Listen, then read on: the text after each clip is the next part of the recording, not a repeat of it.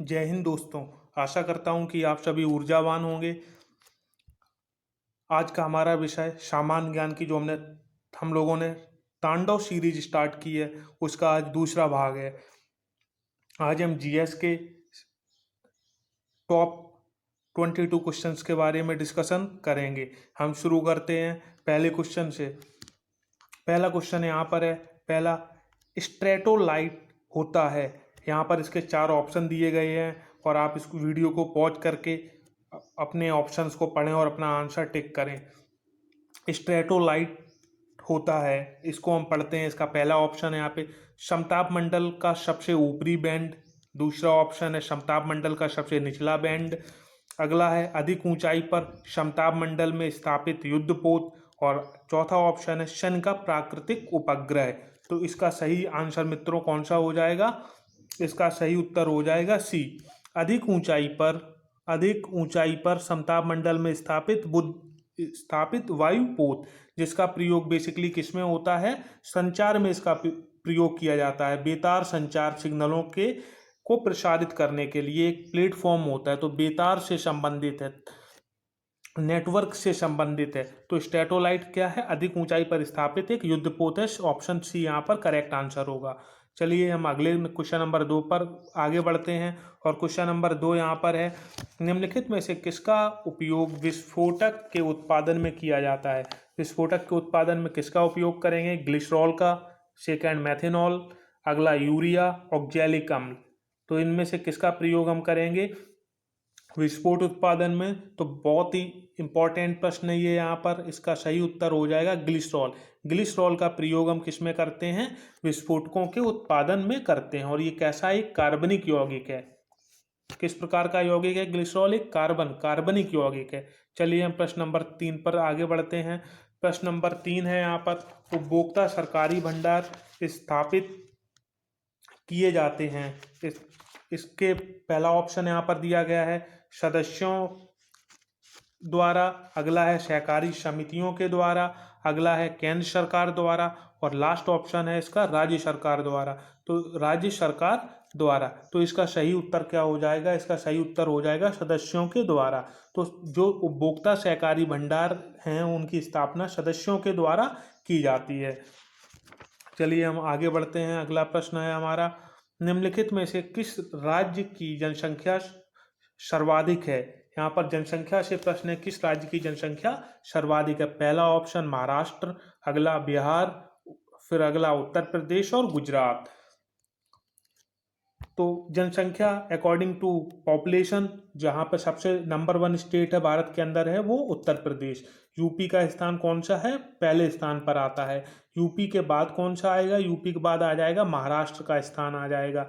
UP आ जाएगा, UP आएगा, UP के बाद कौन सा आएगा? यूपी के बाद महाराष्ट्र होगा, यूपी होगा, यूपी के बाद महाराष्ट्र होगा।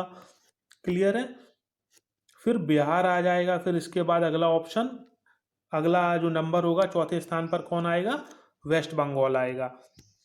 प्रश्न नंबर 5 की ओर हम बढ़ते हैं। प्रश्न नंबर 5 है हमारा कि 2011 की जनगणना के लिए आदर्श वाक्य उपयोग किया गया। तो इसका जो आदर्श वाक्य क्या था? अवर future, our country, our census, people of India, our census, और अगला है अवर सेंसस अवर फ्यूचर। तो इसमें से कौन सा इसका सही ऑप्शन होगा? जो इसका स्लोगन था, आदर्श वाक्य क्या था? चलिए हम यहाँ पे बात करेंगे। इसका जो सही उत्तर होगा अवर सेंसस अवर फ्यूचर। ये क्या है? इसका आदर्श वाक्य है, ध्येय वाक्य है। किसका? हमारी जनगणना का। और यहाँ पर इससे इंपॉर्टेंट प्रश्न ये होता है कि ये स्वतंत्र भारत की, जब से हम लोग इंडिपेंडेंट हुए उसके बाद की ये कौन सी जनगणना है? 7वीं जनगणना है, 7वें नंबर की जनगणना है। और ये भारत की किस नंबर की जनगणना है? अगर हम लोग ऑल ओवर बात करेंगे तो 15वें नंबर की जनगणना है। कौन सी जनगणना है? 15 नंबर की जनगणना है। आशा करता हूँ आपको समझ में आया होगा। अगला प्रश्न यहाँ पर है, पारिस्थितिक पदचाप के माप की इकाई है। यहाँ पर हम बात करेंगे। अब पारिस्थितिक पदचाप के बारे में बात हो रही है, जिसकी इकाई क्या है? भूमंडलीय hectare, nanometre, hops cubic foot या फिर क्यूबिक टन। तो इसका सही उत्तर क्या होगा? इसका सही उत्तर हो जाएगा भूमंडलीय हेक्टेयर। सो भूमंडलीय हेक्टेयर यहाँ पर क्या है? इसका सही आंसर है ऑप्शन नंबर ए करेक्ट है, जिसका प्रश्न नंबर 6 का। आगे बढ़ते हैं। प्रश्न नंबर 7, 2011 की जनगणना के अनुसार भारत की जनसंख्या विश्व की जनसंख्या का कितना प्रतिशत है? तो इसका वर्ल्ड के साथ कंपेयर किया गया है। पहला ऑप्शन 17.5%, दूसरा 18.5%, तीसरा ऑप्शन 18% और चौथा ऑप्शन 19.5%। तो जब हम वर्ल्ड के साथ भारत का कंपेयर करते हैं तो कितना है यहाँ पर? इसका सही आंसर क्या हो जाएगा? 17.5%। कितनी भारत की कुल जनसंख्या है? 17.5%। और जनसंख्या में हमारा कौन सा स्थान है? चीन के बाद, चाइना के बाद इंडिया का स्थान दूसरा है, सेकेंड नंबर पर हैं हम वर्ल्ड के अंदर अकॉर्डिंग टू पॉपुलेशन। चलिए आगे। और हम अगर बात करें अकॉर्डिंग टू एरिया, तो भारत के पास कितना एरिया है? टोटल 2.4%। ये भारत का एरिया है।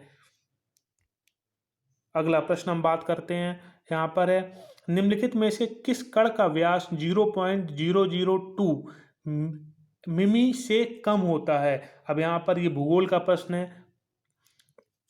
हम अब इसका ऑप्शन की बात करेंगे। पहला मृत्तिका, गाद, महीन बालू और उपर्युक्त में से कोई नहीं। तो इसका सही आंसर क्या होगा? मृत्तिका। मृत्तिका क्या हो जाएगा? सही आंसर हो जाएगा। मृत्तिका इसका सही आंसर है, जिसके कण का व्यास क्या होता है? 0.002 मिमी से कम होगा। चलिए हम अगले प्रश्न की बात करते हैं। अगला प्रश्न है यहाँ पर निम्नलिखित में से कौन छत्तीसगढ़ में स्थित है? अब यहाँ पर छत्तीसगढ़ की बात हो रही है। पहला अंशी राष्ट्रीय उद्यान, अगला बेटला राष्ट्रीय उद्यान, इंद्रावती राष्ट्रीय उद्यान और गूगामल राष्ट्रीय उद्यान। तो छत्तीसगढ़ में जो स्थित है उसका नाम है इंद्रावती। इंद्रावती राष्ट्रीय उद्यान किस राज्य में है? छत्तीसगढ़ के अंदर है। तो अब हम और बाकी की बात करेंगे। तो अंशी राष्ट्रीय उद्यान कहाँ पर है? कर्नाटक के अंदर है। ये है कर्नाटक में। अंशी कहाँ पर है? कर्नाटक के अंदर है। अगली हम बात करेंगे बेटला झारखंड के अंदर है, बेटला झारखंड में है। और आपको इंद्रावती आपको मैंने बताया छत्तीसगढ़ राज्य के अंदर है। और गूगामल महाराष्ट्र के अंदर है। महाराष्ट्र राज्य में जो नेशनल पार्क है उसका नाम क्या है? गूगामल। चलिए आगे हम बात करते हैं क्वेश्चन नंबर 10 की। भीतर कनिका गरान के संदर्भ में निम्नलिखित कथनों पर विचार करिए। पहला ऑप्शन यह वंशधारा और स्वर्णरेखा नदियों के डेल्टा में स्थित है। अगला यह पश्चिम बंगाल में अवस्थित है। अगला दोनों ही सही या फिर दोनों ही गलत। तो इसका सही उत्तर क्या होगा? इसका सही उत्तर हो जाएगा दोनों ही गलत, डी ऑप्शन हो जाएगा। अब इसकी हम बात करते हैं इसकी क्यों। भीतरकनिका उड़ीसा का गरान वन क्षेत्र है। ये वेस्ट बंगाल के अंदर नहीं आएगा, ये कहाँ पर आएगा? उड़ीसा के अंदर आएगा। चलिए अगली हम बात करते हैं। और ये किन दो नदियों के डेल्टा में है? यहाँ पर एक ब्राह्मणी नदी है और दूसरी वैतरणी नदी। ब्राह्मणी और वैतरणी नदियों की डेल्टा में स्थित है। तो यहाँ पर वंशधारा और स्वर्णरेखा क्या है? गलत हैं। चलिए आगे हम बात करते हैं। काफ़ी इंपॉर्टेंट क्वेश्चन है भीतरकनिका। नील नदी किस झील से निकलती है? यहाँ पे क्वेश्चन पूछा गया नील नदी। चलिए बात करेंगे, ऑप्शन देखते हैं। विक्टोरिया झील, ताना झील, एडवर्ड झील और लास्ट ऑप्शन है एल्बर्ट झील। तो इसका सही उत्तर क्या होगा? नीली झील नदी के लिए कौन सा होगा? नील नदी कहाँ से निकलेगी? तो इसका हो जाएगा ताना झील से। कहाँ से निकल रही है? ताना झील। और ये ताना झील कहाँ पर? इथोपिया के अंदर है, अफ्रीका में। कौन से कॉन्टिनेंट की बात हो रही है? अफ्रीका कॉन्टिनेंट, जिसे हम ब्लैक कॉन्टिनेंट के नाम से भी जानते हैं, तो ताना और ये ताना झील है किस कंट्री में? इथोपिया के अंदर है, इथोपिया के देश के अंदर है। चलिए आगे बढ़ते हैं। और हम आपको ये भी बताएं जब कि ब्लू, यहाँ पर किस रिवर की बात हुई? ब्लू नाइल और वाइट नाइल जब आपस में मिल जाएंगी तब हम इसको किस नाम से जानेंगे? कि रिवर नाइल कहेंगे, रिवर नाइल। चलिए रिवर नाइल हो जाएगा। और रिवर नाइल जो नील नदी है ये विश्व की सबसे लंबी नदी है।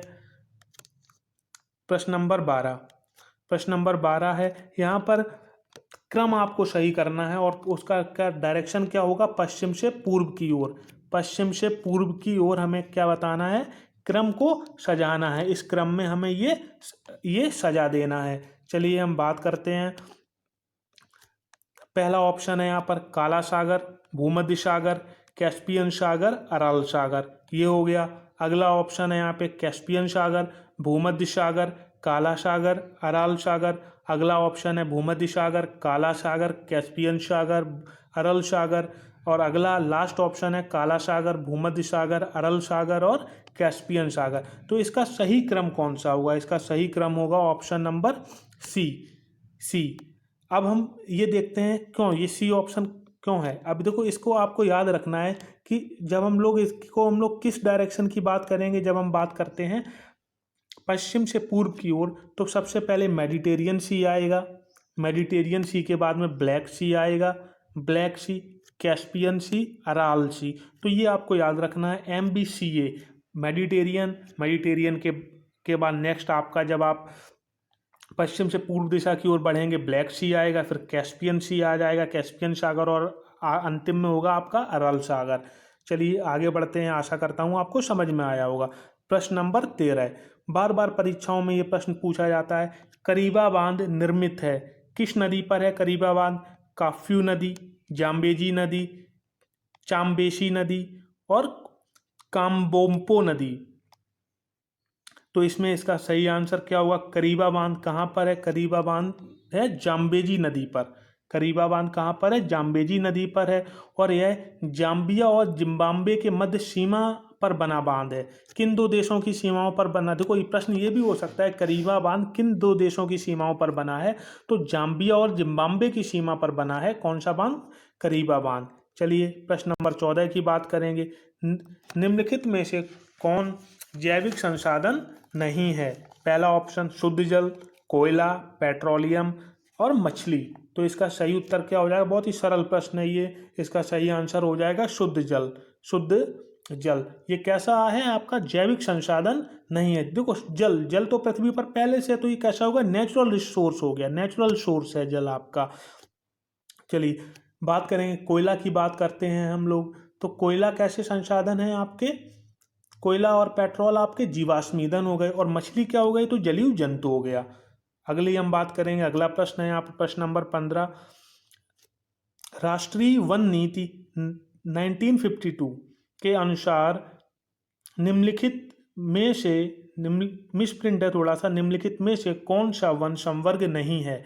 पहला ऑप्शन यहाँ पे राष्ट्रीय वन, अगला राष्ट्रीय उद्यान, संरक्षित वन और ग्राम वन।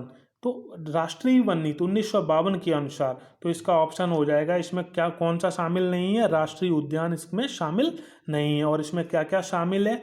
इसमें राष्ट्रीय वन आएंगे, इसमें संरक्षित वन आएंगे और ग्राम वन आएंगे। अगले प्रश्न की बात करेंगे, प्रश्न नंबर 16, यूपी में, उत्तर प्रदेश की बात हो रही है, यूपी में 2011 की जनगणना के अनुसार साक्षरता, अब यहाँ पे आपका लिटरेसी का रेशियो पूछा गया है, कहाँ का? उत्तर प्रदेश का। चलिए पहला ऑप्शन 70.05%, अगला ऑप्शन है यहाँ पर 68.21%, अगला 67.68% और अगला ऑप्शन है यहाँ पे 65.41%। तो इसका सही आंसर क्या हो जाएगा? कौन सा हो जाएगा आपका? 67.68%। ये क्या है? यहाँ का साक्षरता दर है उत्तर प्रदेश की। और यहाँ पर इफ अगर अलग अलग आपसे पूछा जाए कि मेल की कितनी है और फीमेल की कितनी है, तो जब हम मेल की बात करेंगे तो 77% ये लिटरेसी रेट मेल का है, और फीमेल की बात करेंगे तो 57.2% ये किसका है? ये फीमेल का लिटरेसी रेट है। आगे हम अगले प्रश्न की बात करेंगे, प्रश्न नंबर 17, बहुत ही इंपॉर्टेंट प्रश्न है। भारतेंदु नाट्य अकादमी की स्थापना हुई 1975 के अंदर, 1985, 1965 और 1995। तो इस प्रश्न का सही उत्तर हो जाएगा 1975 में भारतीय नाट्य अकादमी की स्थापना होती है। अगला प्रश्न की बात करेंगे, प्रश्न नंबर 18, चंद्रशेखर पक्षी विहार अवस्थित है? पहला ऑप्शन प्रयागराज, अगला अलीगढ़, आगरा, उन्नाव। तो इनमें से चंद्रशेखर आज़ाद पक्षी विहार कहाँ पर है? इसका एक अन्य नाम है नवाबगंज पक्षी विहार, जो कहाँ पर है? उन्नाव। इसका सही आंसर क्या हो जाएगा? उन्नाव के अंदर है चंद्रशेखर आजाद पश्चिम बिहार। प्रश्न नंबर 19 की बात करेंगे। भारत के समस्त राज्यों में क्षेत्रानुसार उत्तर प्रदेश का क्या स्थान है। अब उत्तर प्रदेश के हम स्थान के बारे में बात करते हैं। पहला स्थान, दूसरा, तीसरा या चौथा। According to area Uttar Pradesh का स्थान कौन सा है, तो यहाँ पर कौन सा स्थान हो जाएगा उत्तर प्रदेश का, 4th नंबर पे आ जाएगा। 4th नंबर पे आ जाएगा उत्तर प्रदेश। पहले पे कौन है, राजस्थान है। पहले पे कौन है, राजस्थान है। भारत का सबसे बड़ा राज्य और सबसे और यहाँ पे उत्तर प्रदेश की बात हो रही है तो उत्तर प्रदेश का स्थान कौन सा है, 4th नंबर पे आपका यूपी है। प्रश्न नंबर 20 की बात करेंगे।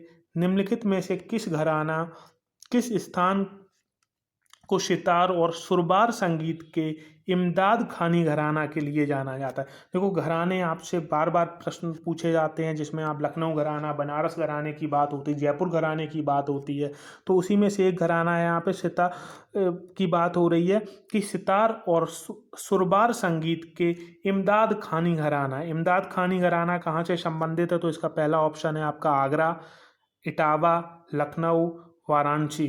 तो यहाँ पर आपको ध्यान रखना है कि ये जो आपका इमदाद खानी घराना है, इमदाद खानी घराने का संबंध उत्तर प्रदेश के इटावा शहर से है। इटावा शहर से संबंधित है आपका इमदाद खानी घराना।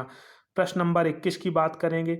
निम्नलिखित में से किस जिले में मार मृदा पाई जाती है। मार मृदा का संबंध किस जिले से है, इसका पहला ऑप्शन कानपुर, प्रतापगढ़, सीतापुर, झांसी। तो इनमें से कौन सा इसका सही आंसर होगा। मार मृदा कहाँ से संबंधित है, मार मृदा का संबंध है झांसी से, झांसी राज्य से, झांसी जिले से संबंधित है आपकी मार मृदा। नेक्स्ट प्रश्न नंबर 22 की बात करेंगे। मेले, बार बार प्रश्न यूपी स्पेशल के अंतर्गत मेले से पूछा जाता है। तो मुड़िया पूर्णिमा मेला का आयोजन किया जाता है, तो मुड़िया पूर्णिमा मेला का कहाँ पर आयोजन होगा। पहला बटेश्वर है आपका, कन्नौज, गोवर्धन, सरदाना। तो इनमें से इसका सही उत्तर कौन सा होगा, इसका सही उत्तर हो जाएगा मुड़िया पूर्णिमा मेले का आयोजन कहाँ पर होगा, ये होगा गोवर्धन के अंदर, गोवर्धन के अंदर। चलिए, आशा करता हूँ कि आपको समझ में आया होगा। जय हिंद मित्रों।